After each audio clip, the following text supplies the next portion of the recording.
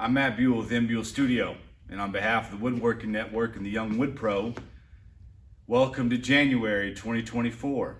New year, we're getting off to a good start. I hate to break it to you, this is not a video about clamps. I fooled you.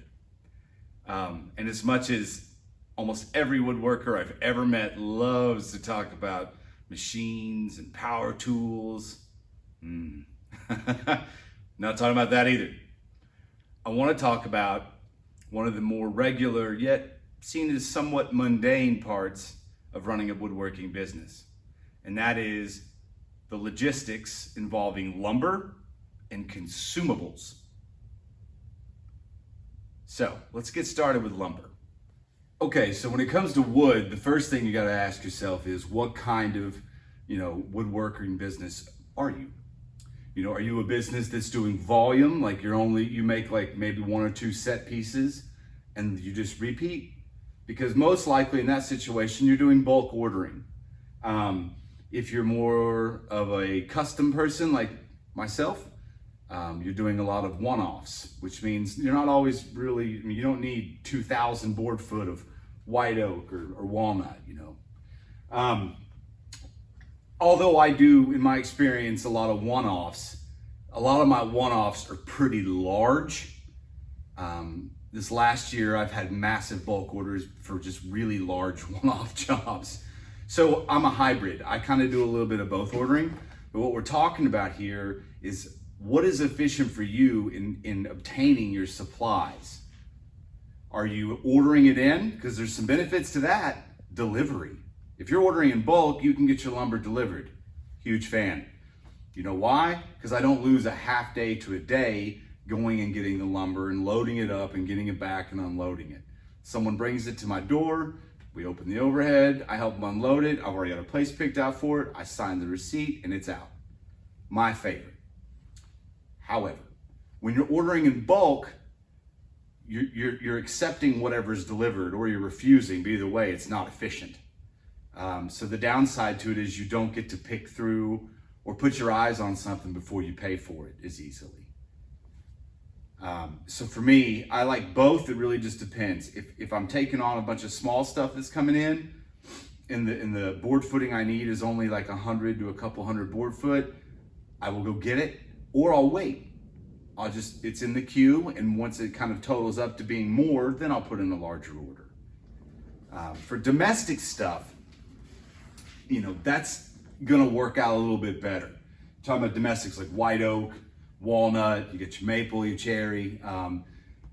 It's more consistent when you order even in bulk. Like if you order 1,000 board foot of walnut, what you're gonna get is probably 1,000 board foot of walnut. Whether it's common or select. But to me, it's really about efficiency and time. So when I am gonna go pick up lumber, I try and keep a schedule about it. Like I do pickups on Fridays because I know I live a few miles outside of town, and to get to where I've got to go, I'm losing a half day. And when traffic is at its best, sometimes a full day, just out and about running errands, life doing what it does. So I try and maintain good habits like lumber days or Fridays. That's it. Also with consumables, which we'll get to in a little bit, I'll try and do all of those errands in that one day. So therefore I'm being as efficient as I can be. By having the habit of making it a specific day on my schedule, I always know I can factor that into the process of the ongoing pieces that are currently underway in my studio. So the other thing, because not all woodwork, it's not always just wood. Woodworkers, we use a lot of other substrates, plywood, particle board, MDF. So MDF is another thing. When you're ordering your sheet goods, you can order it and have it delivered if you're buying in bulk, or you're running down to the store and getting you some. Obviously, suppliers that do contracting grade stuff are probably gonna be more affordable than the box stores. I think everybody in this profession already knows that, and if you didn't, find local suppliers, compare prices. I encourage it. But also, you need to look at what you're buying. These are 3/4 MDF panels. The colors are different, doesn't really matter. MDF's not known for its visual qualities, but the thicknesses are different. Both sold as 3/4 MDF. This is denser too, it's heavier. I like both for different purposes. But this is the part I was talking about being able to go and put your eyes on something. It does allow you more control of your product. but it's also taking away some of your time, which is money. And without money, we're not running a business. All right. Another little caveat here with wood supply, okay, and obtaining lumber.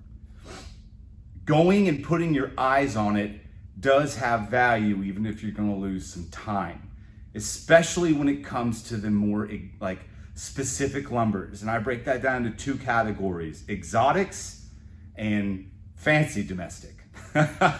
That's, you know, cowboy terms apparently these days. And these are examples. So with exotics, you know, it's a pretty wide open world where people have different interpretations, because not all of us are PhD level scientists. Facts, I myself included. All three of these samples, you can see them, they're veneered at this point, were rosewood when I went and purchased. Now the job therefore, I was okay with that because it was going to actually lend towards what I was trying to do for the client. But if you look at these, they're very different. There's some purple hues in here going on. This one, this was offcut. You see the checking. Obviously, I'm not going to put that on a workpiece. But this has more of a walnut kind of vibe going on. But it's rosewood. And this has some pinks going on. So, I mean, they're all very different. You know, rosewood as a species can come from different countries. And so if you're looking for uniformity, just going online and ordering some rosewood, you're at the whims of what gets loaded, unless you've got a really good connection that is really good at digging for you. So sometimes I have to go put my eyes on something. And when it gets into exotics, because of how everyone can have a different construct of what they are and how to define them, or the terminology about them can be varied, I trust my eyes. And to kind of wrap this up in a blanket here, if you live close to a lumber mill, people that mill lumber for a living are usually going to be more knowledgeable. So that's a really good contact to have for a supplier. Many of them deliver as well. I have one within an hour and 45 minutes. There have been many times I've loaded up a flatbed and made the trip because it was worth it, because I knew what I was getting. Consumables are not the sexy thing to talk about with woodworking and running a business, but you wood pros, especially young ones, need to know that these are really your daily lifeblood. You know, getting a machine in is a logistics nightmare sometimes, but it's only got to be done right once. This is all the time, right? So this kind of falls in line a lot with what I was talking about lumber. Some people have a better ability to access this stuff at a store close to them than others. You know, I'm sure some people live in cities where there are people that there's a local store that specializes in woodworking where you can get a lot of your consumables. And by consumables, I'm talking about drill bits, sandpaper, loose tenons,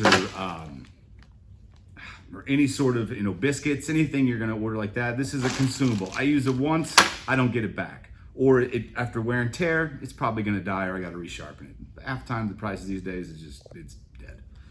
Router bits, they wear out. So for me, I order a lot of stuff online because I'm a one-man show most of the days, and it's easier for me to have it sent in. But it's good to know how close anywhere that carries this stuff is to you, and also to pop in from time to time and grab some stuff. It's good to build some rapport, because I can't tell you how many times, you know, I've been a professional for over 13 years, how many times in a pinch, I've been busy, my mind is focused on a workpiece, and I forgot to re-up my 80 grit, or to get an extra bag, or my router bit, you know, the one I've got's gone dull, and I need it now. I don't have time to wait on the truck with the smiley check face or any of that stuff to show up.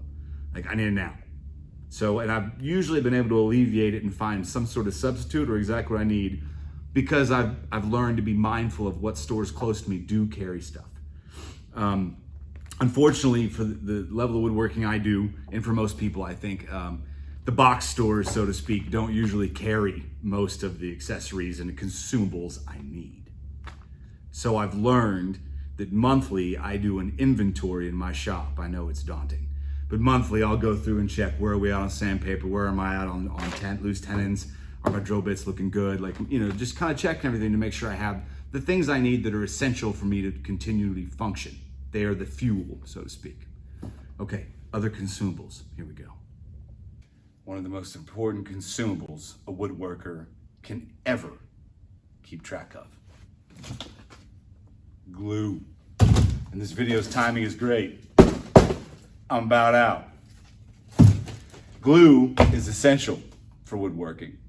And the other good thing is, most of the stores within remotely sane driving distance do carry it. I actually have a local hardware store that I've been buying and ordering glue from for 10 years. And also a good spot to get just little stuff like screws and re-up on that. Little things, drill bits, things like that. And these wonderful glue brushes, by the way, wonderful. This is a consumable. Eventually it wears out, but I need it. So I have found with my hardware store, this local place that I've been able to develop a relationship with, I get my glue cheaper than I can find anywhere online, and I order in bulk. I'm not buying 5-gallon drums like some larger shops are, but this is a big time important consumable that you always need to be keeping stock of. There's nothing worse than running out of glue in the middle of an assembly. If that's happening, your organization skills need some serious improvement. I might be low, but I'm not out. So the other thing, this is one of 2 very important consumables in my opinion that you have to keep an eye on as well. Because like this glue, I don't use as often. It's a rare thing, to be honest. My personal favorite. It has a timestamp. I mean, it should have a date on there, or at least there should be something online. I'm not seeing it right now, and I didn't really prepare for this video to explain it to you. But at a certain point in time, if it sits long enough, it's no longer useful. So you don't want to order so much or keep stock to the point where you're actually just burning money. And there's one other consumable that has a timestamp as well. Let me show you. Consumables with a date stamp: finishes, clear coats, stains, especially finishes. So I don't order big 5-gallon things because I don't go through enough in one round to justify the weight and shipping.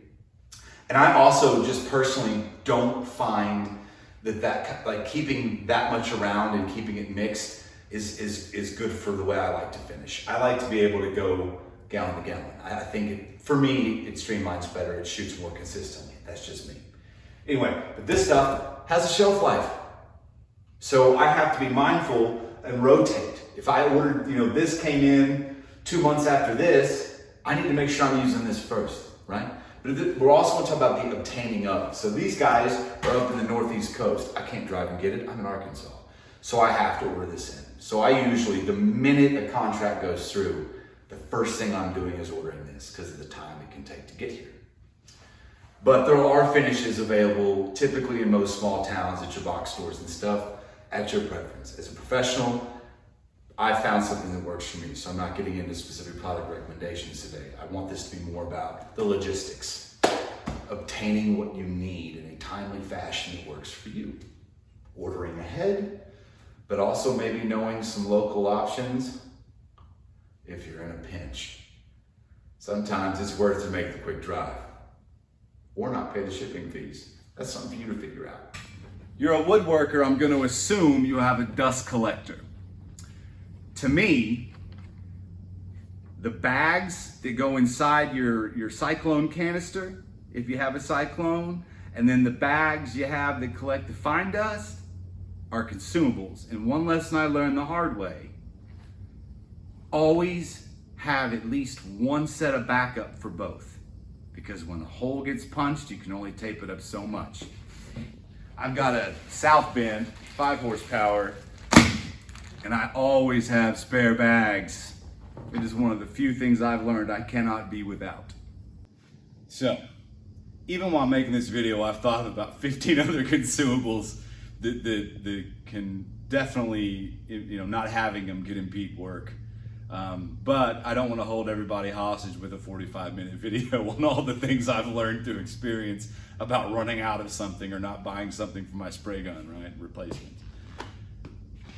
My goal here is to encourage you to start looking at how you're running your business and how you're obtaining your wood and how you're obtaining your consumables in a way that is setting you up to succeed, or at least not doing it in a way that is hampering your ability to succeed. So I hope you found some of this helpful. Got any questions, you can always shoot me an email, mbuellstudio@gmail.com. And see you next month.